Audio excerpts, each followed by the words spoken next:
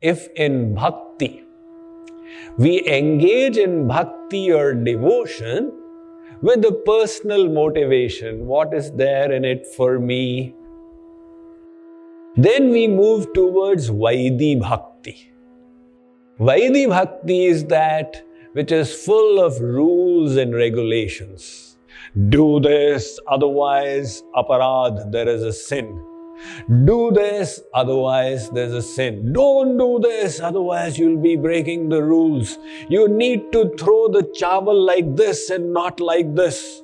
And you need to throw the water like this and not like that. This is Vidhi Bhakti. It's motivated by fear and temptation. And where the bhakti is selfless, all this disappears. Just like the mother doesn't care. Did I taste the food and then give to my child? She doesn't care. As long as he's benefiting, that is all I'm bothered about. If the mother sprinkles the water and starts ringing a bell, the child will say, what is wrong with my mummy today? So the mummy is loving the child. Similarly, in bhakti, where the love dominates, that is called Rāgānugā Bhakti. And where the scriptures dominate, that is called Vidhi Bhakti. There's a story. Sanātan Goswāmī has been a great saint of Chaitanya Mahaprabhu's Sampradaya. He was a Dandi sannyasi, fulfilling the instructions of Chaitanya Mahaprabhu. He took sannyas and went to live in Vrindavan. And he wrote many big texts on bhakti. One of them, Hari Bhakti Vilas, is full of rules. Hundreds and thousands of rules. This is how you should worship, this is how you should do that. So if you need to apply bhog, this is the procedure to do it. And there was a lady living in Vrindavan. She had her Gopalji. Gopalji's name was Madan Mohan. So when she would offer food to her Madan Mohan, she would take it and put it here. Eat. So Sanātan Goswāmī came and saw her offering bhog like this. He said, what are you doing? So he told her that this is a gross offense. This is not how you should do it. She got scared. He said, let me tell you, first you have to throw water here, then you have to throw water here, then you have to do this, you have to do this, you have to do this. So she became totally psyched. She became confused. How do I worship my Gopal? As far as she was concerned, he is Gopal. And I love him and I'm feeding him. What's the problem? But then he said, you are not fulfilling all the rules. So she became scared. At night, Madan Mohan came in the dream of Sanātan Goswāmī. He said, I was loving the kind of devotion she was doing. It was simple. It was innocent. It was so full of love. You have disrupted her bhav. So Sanātan Goswāmī was shocked. The next day he went and he said, Mataji, the way you were worshipping your Gopal, please go on doing it in the same manner. So the lady would again do it. Subsequently, when she was growing old, Madan Mohan came in her dream and said, look, before you die, you hand me over to Sanātan Goswāmī. So the lady handed over her Shree Krishna to Sanātan. Now Sanātan Goswāmī, he was a sannyasi and he was so renounced. It is famous about him that he would sleep under the tree. And he would not even sleep under the same tree twice. That he may become attached to the tree, this was comfortable and nice. So he would keep changing the trees. So he would do madhukari. He would now beg around. That's the tradition in Vrindavan. You beg for the food and the grihastis have this tradition that if any sadhu comes, they offer madhukari. So he would take that roti and he would offer to Madan Mohan and he would eat himself. So obviously there was no salt. Now Madan Mohan came in Sanātan Goswāmī's dream for the second time. He said, look, you are a Baba.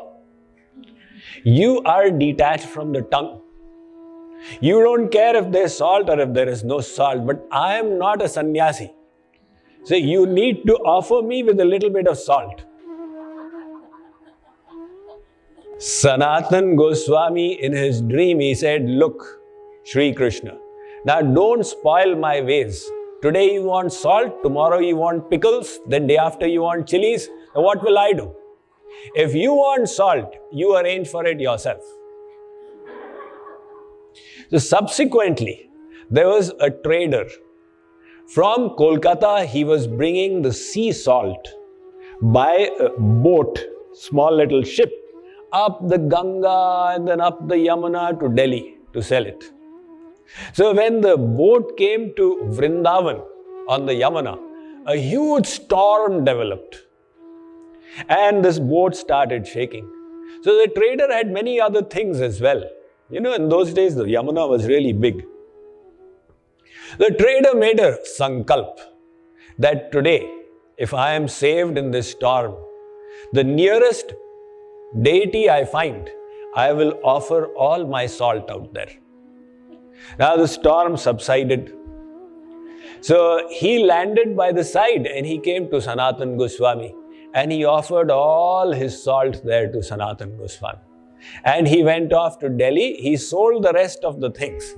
And then later on when he came, he built a Madan Mohanji Mandir out there. The Madan Mohanji is one of the very famous mandirs of Vrindavan. And even till today, the bhog that is offered of that roti without any salt. So, the takeaway from this story is that God is more keen that we love Him. And the rules have a purpose if they evoke the love. They are all welcome. But if they impede in the love, then they are not serving the purpose. Similarly, amongst the Sufis, you know, the Sufis are the God-intoxicated sect amongst the Mohammedans. So, amongst the Sufis, there is this katha that once Hazrat Musa, he was walking in the desert. So, Hazrat Musa is worshipped by the Jews and the Muslims as Prophet Moses. In Islam, he is called Hazrat Musa. He was walking in the desert and he found a shepherd boy sitting on a rock. His sheep were grazing. And this Gadariya, shepherd boy, was speaking to Khuda. He was saying, "Oh Khuda, please come here. If you do, I will feed you goat's milk. Oh Khuda, you must be so tired. Come, come, I will press your feet and your chappals must have got worn off. I will stitch them up. And there must be some bugs in your blanket. So if you come here, I'll take out the bugs." So he was speaking to Allah in that manner and Hazrat Musa heard him. So he became annoyed. He said, "What are you doing?" That Gadariya said, "Sir, I was speaking to Allah." "You were speaking to Allah? You think Allah can get tired? You want to offer him goat's milk? Doesn't he have anything better to take? And you think that his slippers would have got worn off or there would be bugs in his blanket? You have committed a grave offense towards Allah." Now the Gadariya became scared. He said, "Oh my." He walked off from there and he fainted unconscious. So Hazrat Musa was walking off when there was an Akashvani, a sound from the sky. Allah said, "He has not committed the offense, you have committed the offense." I made you a Paigambar and sent you in this world that you should take people towards me. And you have done the reverse thing. What he was saying, I was hearing, and I was delighted. There was such innocence in his bhakti, such naturality, such freedom from deceit and conceit, and you have disrupted his sentiment. Go and apologize to him. Now Hazrat Musa started trembling. He went to that Gadariya and said, the way you were doing your bhakti, please carry on doing it in the same manner. So the purpose of all the scriptures is Vasudeva Paraveda, Vasudeva Paramakha, Vasudeva Parayoga, Vasudeva Parakriya, Vasudeva Param Jnanam, Vasudeva Parantapa, Vasudeva Parodharmo, Vasudeva Paragatihi. The purpose of them all is that we develop love at the lotus feet of God. All the rules are good as long as they help us develop love. But if bhakti becomes under the rules, then it gets crippled. That is why Rupa Goswāmī said, Jnana karmadhya navratam. Bhakti is a Maharani. It should never be a slave of karma and jnana. That kind of natural bhakti, Rāgānugā Bhakti, which is selfless, where there is not even a tinge of the desire for self-gratification. Such kind of bhakti will lead to Braj-Rasa. What is special about the Braj-Rasa? In it, God does not remain God. His almightiness is finished, and he comes to the level of the devotees. You have your personal relationship with him. Krishna is no longer God. He is our friend. He is our beloved. He is our child. He is our everything. Just like somebody may be a governor of the state while in the office, but when he goes home, his mother treats him just like a child. And she says, Beta, tujhe kabhi akal nahi aayegi. My child, you will never become intelligent. I once went to a devotee's house who was a high court judge.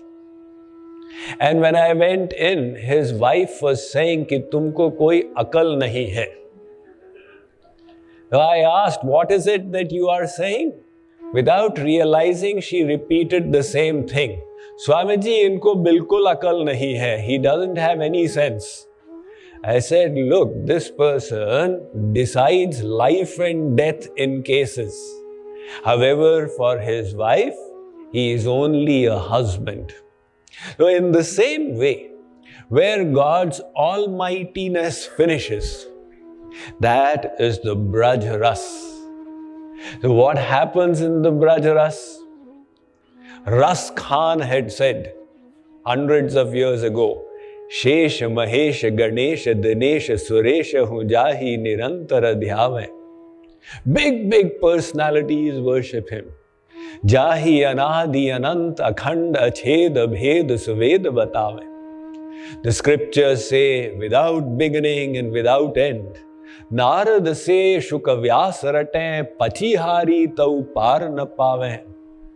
Tahi ahir ki chohriyan, Chachiya bhari chach pe nach nachave. Nach nachave, nach nachave.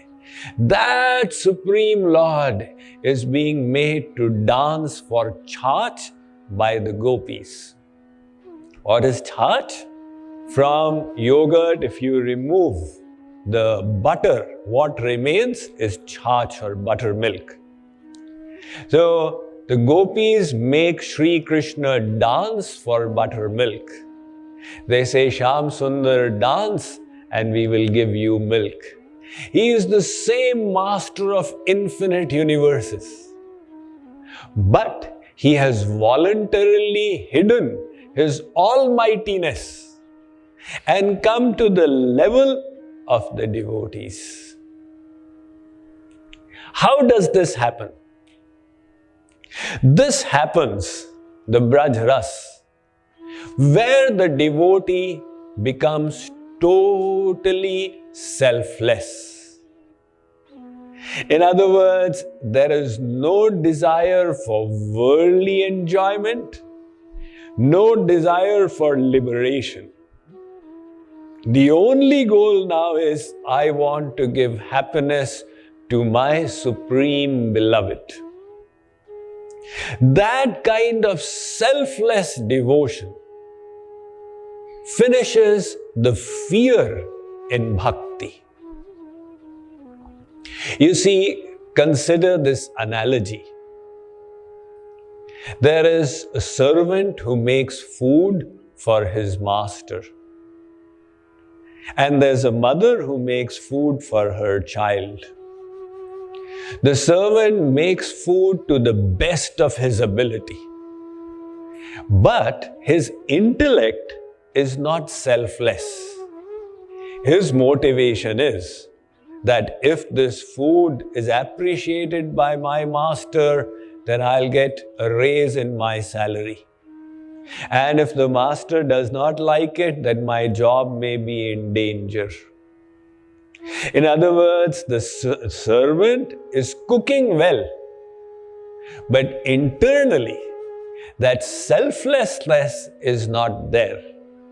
His effort is tinged by fear and temptation. On the other hand, the mother, when she cooks for her child, the mother has no other motivation except the well-being of her child. My child will enjoy this food.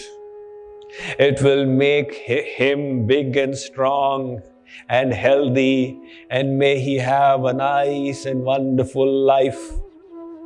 So the mother has the mamatva, and the servant has a personal motivation. So Rāgānugā Bhakti is selfless. It will lead to Braj-Rasa, where Krishna is no longer God. He is your friend. That is the way the cowherd friends of Krishna look at him. They used to go grazing the cows with Krishna. So when they come back, one Sakha says, Yashoda tere lala ne mati khai. He says, Ari Maiya Yashoda, do you know your Lala Kanhaiya? Again he ate mud today. Yashoda says, what happened? Let me tell you. Mere sang khele nahi, dur hi khelan ko jaye. Braj ki tarati mein, akelo hi charaye gaye. He was not playing with all of us. He would go separately to play in the separate place along with the cows. Ek din main hua ke dhig hi mein pahuncho jaye. To dekha kanha dhele mein se कोरी कोरी माटी खाए. मैंने जो कहा कि तेरी मैया सो कहूँगो जाए. तो पुनी करत लड़ाई, यशोदा तेरे लाला ने माटी खाई. So I once went to see what he was doing, and I found him eating raw mud. When Yashoda received so many complaints, she called Kanhaiya and she said, Kanhaiya, what is the matter? What is it that they all are saying? So Shree Krishna said, Maiya, don't believe them. Let me tell you the fact, what exactly happened. I was drinking chach and Sri Dama asked me for it.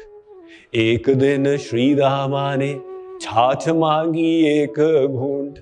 मैंने वाको दई नहीं, या सो गयो मैया रूठ. या ही ते बनाई मेरी बात सब झूठ मूठ, मिले गो श्री दामा तो मारूंगो मैं कूट कूट, मिले गो श्री दामा तो मारूंगो मैं कूट कूट, झूठी आन लगाई यशोदा तेरे लाला ने माटी खाई. Now imagine, he who is the King of Kings, he who is the supreme master of all creation, an ordinary soul is looking on him as a friend. That is the relationship between Sri Rama, Dhansukh, Mansukh, Madhumangal, etc. with Krishna Kanhaiya Lal. And Yashoda is looking on him as a little child. So where God no longer remains God, he becomes your very own. That is the Braj-Rasa. Kripaluji Maharaj says, Braj-Rasa baras rahyo braj viten, Gyani binu jane bharmai. That Braj-Rasa is showering in the streets of Vrindavan. The poor Gyani does not know about it. Now, how do we access that Braj-Rasa? We have to engage in such bhakti where the rules don't dominate, where love dominates. That is Rāgānugā Bhakti. So, somebody can say, Swamiji, if the rules are not dominating, are we not breaking the rules of the scriptures? Like, for example, the scriptures say, Brahme muhurto uttishtet. You get up in the morning in Brahma Muhurt, 2 hours before sunrise, and take a cold water bath, and then do your sandhya and devotion. Now, supposing I have got a little fever, 99.5, and can't take a bath in the morning, should we not do our devotion? What do you say? Do it, but then you are breaking the rules of the scriptures. So, it's a dharma sankat out here. The purpose of all the rules was that you should develop love for God. If you have developed love for God, you are fulfilling the purpose of all the scriptures. That is why the Vishnu Puran says, Smartavyaha satatam Vishnor vismartavyo na jatuchit, sarve vidhi nisheda syureta yoreva kinkara. All these scriptures have so many rules, our Vedas, from morning, the time you wake up, till the time you go to sleep. Moment you put your foot on the earth, say this mantra. When you take a bath, say this mantra. When you apply the tilak, say this mantra. But all these rules were formulated for 2 reasons. The first reason, always remember God. The second reason, never forget God. So if you remember God, you are fulfilling the purpose of all the scriptures.